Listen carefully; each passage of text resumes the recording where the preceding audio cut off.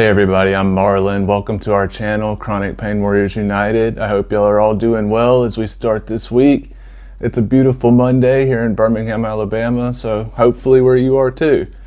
The last several days I've been talking more about the guts of the problems with the pain management system, how and why it's wrong and needs to be fixed.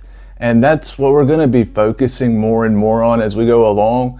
Today, we're talking about the effects of the system and undertreated pain at large to both people socially and the economy and country.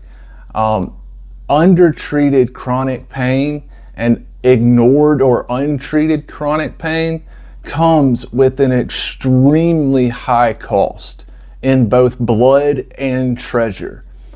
So let's start with the treasure. What does it cost the country every year in lost productivity because of chronic pain?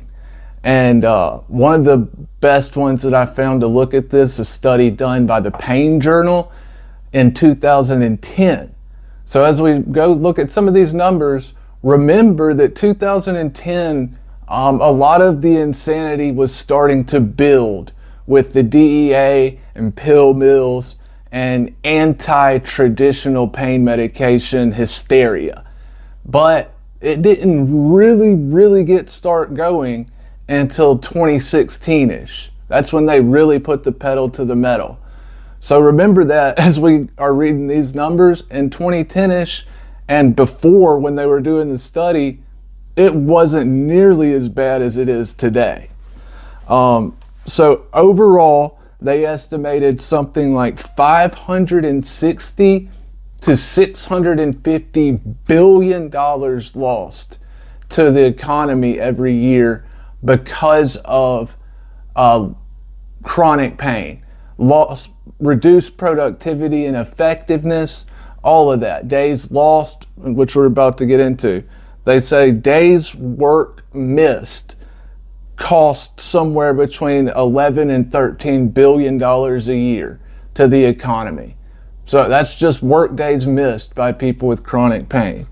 Hours of work lost, not being able to work those hours, something like 95 to 100 billion dollars. And then lowered wages because of reduced effectiveness and availability and everything else, something like 190 to 230 billion dollars a year. Once you start throwing that kind of numbers around and that kind of money, it sort of loses its, it's hard to understand.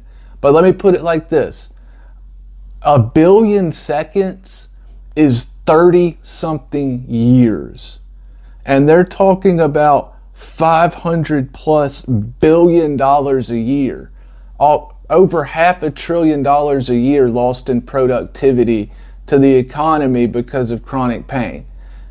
Now throw in how badly chronic pain is managed, how massively it's either ignored or undertreated, and I guarantee the numbers are a lot worse today than they were then. Now, we don't have nearly as much information or studies done on the cost to our, human lives, but we who live this know what it is, right? The mental health problems that we all have to deal with, be it situational or general depression, PTSD, anxiety, fear, all of these things that a lot of us deal with on a daily basis, has a very high cost, both personally and socially.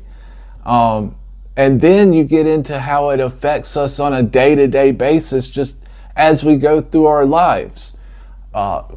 Constantly plans will fall through. We're not able to do things on one day that we would be able to do on another day. The effect it has on our social lives and relationships is huge. And all of that is true when the situation is well managed and the pain is being addressed properly. Even when that is happening, All of these things are still issues, but they're easier to deal with and much less invasive and not such huge things when the pain is effectively managed. And a lot of them can be avoided altogether in some regards if the pain is effectively managed. But I don't know really anybody who's happy with their pain management. I believe the vast majority of people's pain is being vastly undermanaged and undertreated, and it is having a massive cost and impact in every way you can think of. So that's sort of how it affects us in our daily lives. But what about the actual blood? You have the people, as I talked about in a short that we're releasing today as well, you have places that are called pain deserts or pain clinic deserts, where people, for whatever reason, cannot get into the pain management system. And in these pain deserts, it's mostly because of what it sounds like. There are no pain management doctors or pain management clinics. And primary care doctors are not going to be treating patients' pain, chronic pain, long term, for the most part. That I have talked to a few people here and there whose primary care doctor has been able to hold on to them and keep taking care of them and grandfather them in a way. But that is extremely rare. That is not happening for the vast majority of people. So they have to go find a pain clinic and a pain management doctor. And for a lot of people, those don't exist in their area. They're just not around. And then you have other people who can't get into the pain management system for all kinds of reasons. It's too expensive. They don't have insurance, and they don't take patients without insurance. They have insurance, but the pain clinic doesn't take insurance, and they have to pay cash, and they can't afford it. There's a million reasons. And then you get the really shitty ones, like I did for years. You're just too young. Every single time I tried to get into a pain management doctor all throughout my 20s, I could not even get through the front door to get an evaluation for the most part. It was just rubber stamp rejection. You're too young. And then you have a lot of women who are discriminated against, just like the young.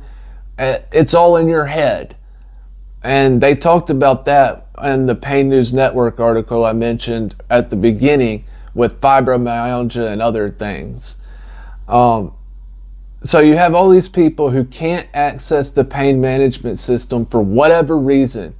And a lot of those people wind up trying to self-medicate on the black market.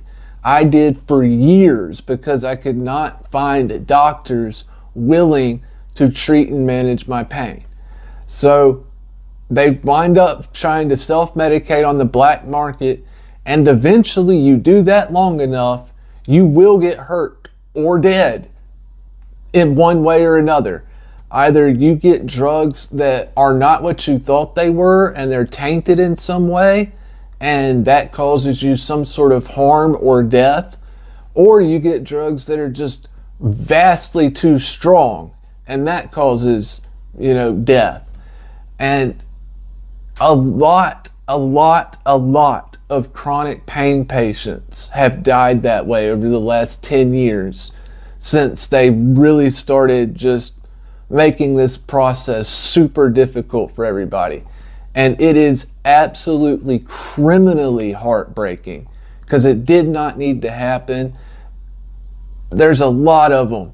And then you throw in on top of that the people who've ended their own lives. And the numbers become, I believe, truly staggering. There's no way to know for sure. There's no studies. There's no real data. But I know that a lot of those OD deaths that they're talking about every year, a not small percentage of those people are chronic pain patients trying to self-medicate. So you have that going on. That cost us so much in treasure, blood, and then that loss in blood and those lives again cost the country so much, because these are beautiful, talented, smart people who we've been deprived of. They will not be able to contribute to this society or, enrich us with their lives anymore, because they're gone forever. Now, what happened to me was I wound up getting some sort of tainted drugs, medications, whatever you want to call them, and massive seizures induced. I woke up 2.5 days later from a medical coma in a hospital. One of my friends who helped me launch this ended his own life right before we got it going. The cost to me has been very high personally, and friend wasn't the first to do this to himself. I've known quite a few from the support groups over the years. Super sad, super unnecessary, and this is all happening because of government DEA intervention into our healthcare.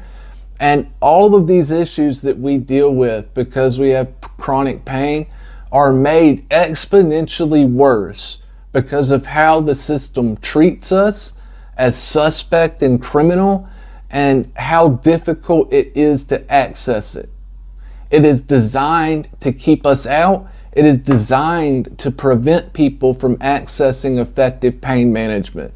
And that is why we have to fight to change and reform the system. It's got to change, and it's going to take a grassroots movement. So join your voices with ours. Hit that like and follow button. Like I say at the end of every video, your stories like you are unique and beautiful, so please leave them with us. We want to hear your stories and how these issues affect you. Showing these stories to the general public is going to be a big boon when the fight for reform happens and as we move forward in that fight. I'm Marlon with Chronic Pain Warriors United. Y'all be well and be blessed. Cheers. We'll see you real soon.